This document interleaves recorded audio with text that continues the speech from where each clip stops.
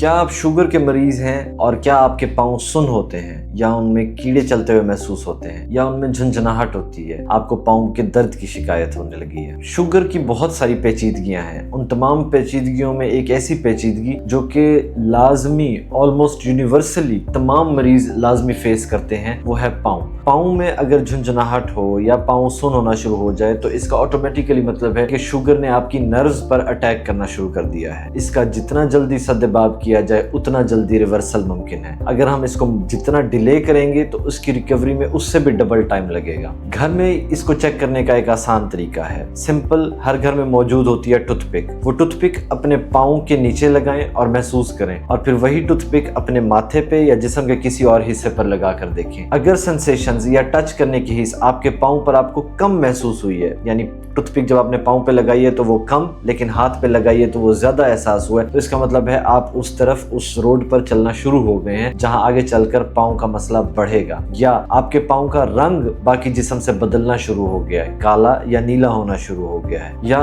تیسرے نمبر پہ کہ آپ کے پاؤں پر کوئی ایسا زخم بنا ہے جو بھر نہیں رہا۔ اگر ان تین میں سے کوئی ایک بھی چیز ہے، فوراً اپنے ڈاکٹر سے رجوع کریں اور اپنے شوگر کو کنٹرول میں لائیں، کیونکہ جتنا جلدی اس کو کنٹرول کریں گے اتنا جلدی بہتری آئے گی۔